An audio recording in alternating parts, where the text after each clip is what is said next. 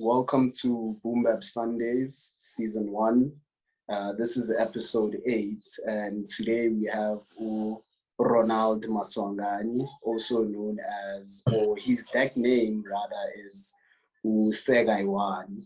He's a DJ, and crazy enough, this guy is also a teacher. So, his life has a bit of contradiction, in terms of his career paths. But yeah, ukrend Maronza. Mnandi. And also I forgot to say this guy is my big brother. He's played a huge role in my upbringing. So Mambo and G, it's just a reflection of me, So I'd like us to start the interview with you telling us a bit more about your background, who you are, and all of that. Yeah, okay. I hope you've got time because background I'm in long. But then anyway, as mentioned, I go by well on the streets of Roni, but well known as Sir Kae’1, born and bred in Soweto, then relocated to Pretoria in around 2000 and, correct me if I'm wrong, you should know this, 2004. And then I got back a bit. It was around about 2019, and currently still residing in Soweto. Finished my scale, obviously. I started working, but in all of the work and my musical career actually started when I relocated to Pretoria. It started back in 2004 and so forth. I've been playing since 2004, as mentioned. Started in a vinyl, and obviously technology took over, and digital, and now Sister as a CD and so forth. But I'm glad to see that the vinyl community is regrouping themselves again, and it's booming again, and yeah, I'm actually headed towards that direction myself, or to regroup and go back to vinyl. Yeah, and yeah, as mentioned, Luminir, Kae’1, the say part, obviously, teacher. Kae’1 reflects inamba, meaning inamba in Shaya, obvious on the dance floor. Inamba, I'm a maths teacher, some call me Minirwa no more because in Shainamba, Inamba. So yeah, that's in cutting a long story short, that's me basically, man. That's a really dope intro, obviously, and I like that you also explained your name, because really like Kae’1, Shainamba, and all of that, So but to follow up, I'd like to ask, when did your DJing career and start? And obviously, you told us just now it was Kalingama Vinyl and all of that. So give us a bit of depth in that. Like, how did it start? What made you want to become a DJ and all of that? So I've always been a musical fanatic. Being taper, ukabzi like a cassette. Back in the days, and I was fortunate enough, which Babinganuami was a jazz lover. So being it among Vaina, implementing benches, I can then ask me, I was DJ, and I'd have these tons and tons of jazz CDs that I don't even know, but play this, no, this is nice. Sometimes you know what I'm saying. So that's where it started. And then one of my boys, my mentor, someone who actually taught me how to DJ, Inch, bought a turntable, and then instantaneously I was like, dude, you need to teach me how to DJ. And Mangzo how to DJ. I think it was mid-year, somewhere May, March. I got to buy my turntable, and I had already relocated to a riding. Epitori, so I'd actually had to find time during weekends to come to Joburg to practice. I had to on holidays make sure which in senior practice and all that. So yeah, that's how it all started. I remember, if I can share just a young story of me first time playing Masi DJ. Masi basically because I'm 100, I'm a pioneer. And I go to a gig in Kae1 Background. And when I got there, there's no turntables, it's just CDs. I'm like, yo, guys, like really? I've never used this stuff. How do you start and so forth? But obviously experience, and when you, if you love something, then you follow it. Whether a trend you change or what, and so forth, you follow it. So yeah, that's me. I mean, 2 years from now, I think it's having about 20 years in the game. Yeah. That's big. That's really big. Yeah, that's really big. That's really big right there. Because it's funny also how time flies, you know, because it just feels like yesterday when you started doing your DJing and stuff, you know. So furthermore, like you have a residency at places like Recovery Sundays, and you also play at similar establishments to those, you know. So like what type of music do you play for such crowds, you know, because Recovery Sunday is somewhat of a chilled Nyana vibes, you know, markety type of place. So like what type of music do you select for such people? Okay, before I jump into a recovery, can I just give you a bit of history? I'm going to go back again to get to where we are today. So I obviously started my DJing career, and then I started EBEV sessions. BEV sessions, which is big, right? BEV sessions pushed. It was established in 2014. I worked and posted it in different locations from Soweto to Pretoria to Randfontein to Kagiso to Sonneville. That's my baby, right? And that speaks to the type of music that I'm offering out there. Being now IPF Mezokala, it was a breakaway from the commercial scene. Because Mangala obviously to break through and so forth, commercial music. Yeah, I'm sorry. And then I said to myself, and I was like, as in, we all sound the same. So why don't I just sound different from whoever I started playing with, Mang Puma, Mang Yujala out there, they must know, which, you know, this is this somebody, because there's a change in sound and so forth. Yeah, I'm sorry.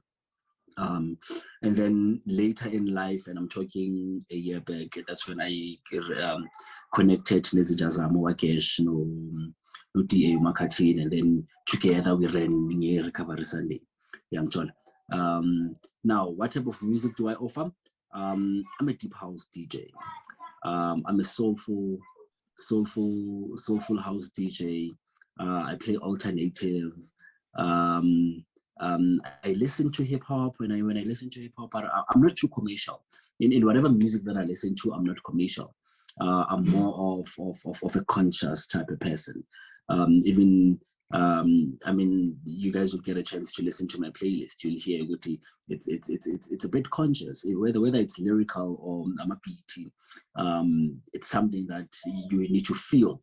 You know, yeah, so that's me and my music. Deep house, soulful house, alternative alternative music, your neo soul, your jazz. Music never stops, and I always want to stay growing and stay learning throughout music. Yeah, man. All right. Thank you for that. So for our people right now, so you know, if ever you're gonna go anywhere, you're gonna get a bit of your alternatives and all the genres that he specified over there. So I usually hear DJs talking about reading a crowd, you know, obviously like you get a specific crowd, and that in turn is gonna be the thing as I would see which type of music to play, you know. So like how do you read the crowd, and how do you know which type of music do you need to align with a specific crowd? Okay, so obviously Number one, venue counts. Number two, the time in which uzodlala ngayo counts. Most importantly, what you're talking about is being able to read the crowd. Now, I'm going to give you two scenarios. In 2016, I traveled to a Limpopo. I was scheduled to play 8 actually, if I'm not mistaken. And when I got there, the DJ before me the dance floor was wet in Benjamin, the Gumanzi. They were over and strictly commercial. It even music is hanging. Like she's up on. I am told,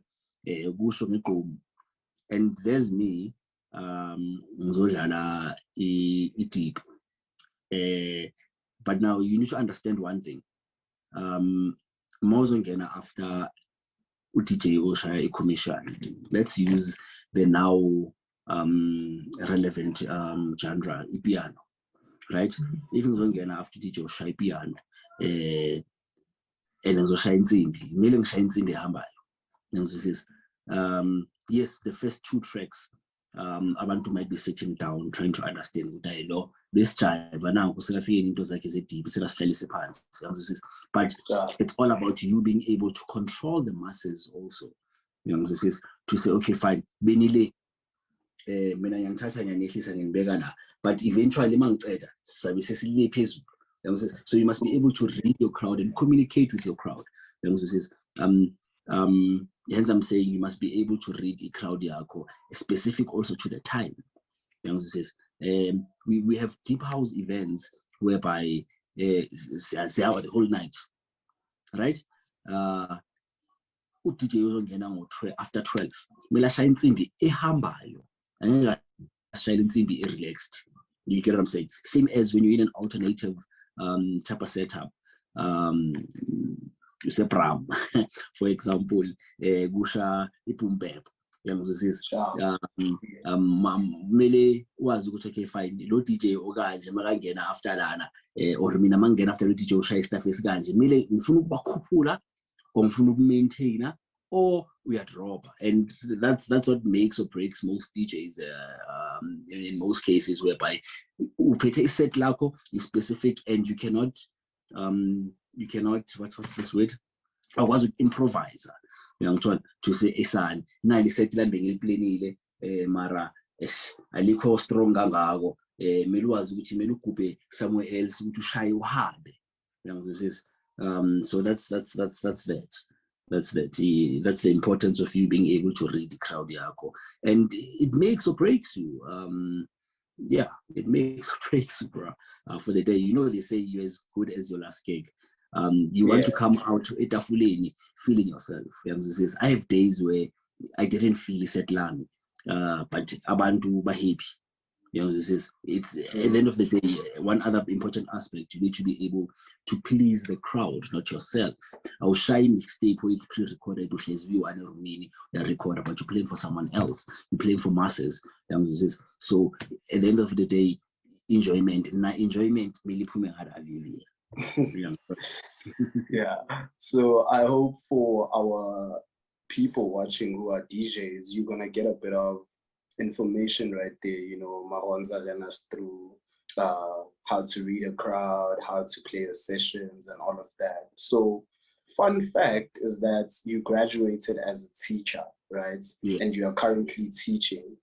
So how do you find balance between being a teacher and then on a weekend you have to be Kae'1, which is a DJ? So how do you find balance between these two professions, which are way different, by the way? So Use never stops.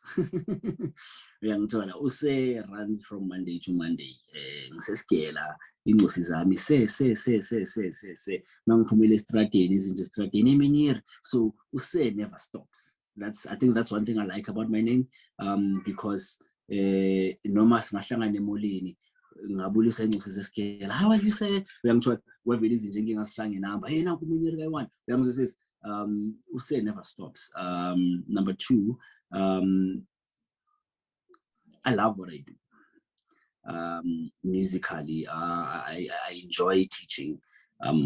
So it's not that much of a readjustment. So when I started working, and I'm talking being a teacher, back in the days being producer, I had my own production going on. But because it demanded more in terms of mental stability and being ready. Because the production and myself, you need to be mentally healthy. So I'd find myself not being able to sleep. So I cut down on production and I concentrated on DJ. You'll find me, you know very good. Reason being, and this is not straight directed to Yanos. I'm referring to Yanos because it's the in genre konamanje in terms of youth. It's breaking international boundaries and big ups to that. Yeah, but now the reason I'm referring to Yanos is because it's the commercial music Yamanj. And reason I'm referring to that is that I don't play commercial music because there's a 99.99% chance that so I need to be able to set those type of boundaries. When I back when I was still working at Pitori, being Kruva Soweto, being Namaki Gomapaya Soweto, because I didn't want to come across a scared. I'm fortunate Konamanje, which bangangikwatela abantu khona manje but ngifundisa abomama iKenai ngifundisa aboshizi ngithola ngisesiphuthweni basically, and chances of me getting ingosi yeskela disofing, it's very slim. But another fortunate thing is that as time evolves, we get to understand that teachers are also people. We've got lives. As much as doctors have lives, as much as tailors have lives. Out of your career, you have a life, unless your career is your life. So yeah, I was able to strike a balance in a way which I'm able to shy away from being judged, because society has came to understand which teachers have lives also, and I'm able to express myself whether I'm in class or I'm on deck or I'm able to express myself. Monday principal uzothi, the principal unempilo yakhe kwazibani ukuthi naye usiphi kopi. Fair. I love that you actually express yourself, whether it's teaching or whatever, and that you are able to find a balance within these two careers, but the most highlights is that you enjoy and you love what you do, which is you do it to the fullest in that regard if you're gonna do that. So you also manage and you also a coach Guamanyama teams at your school, so is sports something you've always been interested in? Yeah, I grew up in a basketball family. The old lady played basketball, yes, before I was even there. So I'd find myself with a basketball, or I found myself with a basketball as young as 2 years old. So sports has always been there. I played basketball, I played soccer. Highest I've played in terms of basketball was Gauteng North. So that obviously opened way for me to coach some of the sporting codes. I mean, there's Utaki, soccer, pro. Yeah. So where I'm currently working, I coach soccer and I'm managing hockey. I've been trying to introduce the basketball corner, but yeah, it's a long process, but we're getting there.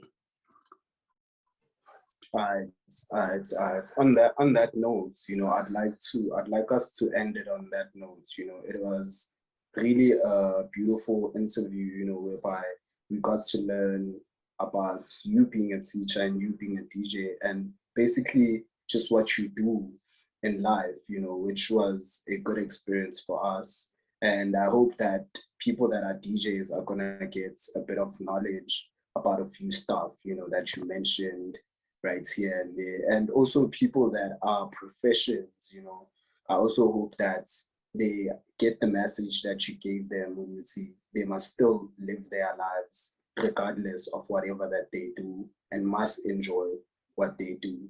So for our people out there, you're gonna catch a playlist Kae Kae’1. Well, I call him Mahonza. You know, Mahonza on Apple Music.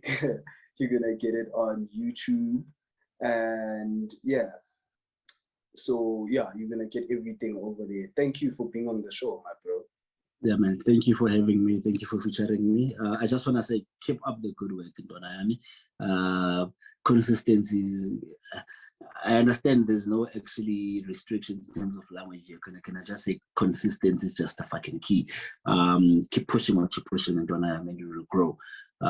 Yeah, and hopefully you'll have me again in season 7 or season 5. Something different. Definitely. Yeah, we'll arrange that, or we'll have DJs. Yeah, when we start having the events and stuff. But yeah, man. From me, James Peary, I'm signing out, yo. Thank you. Yeah, man. Kae1 out.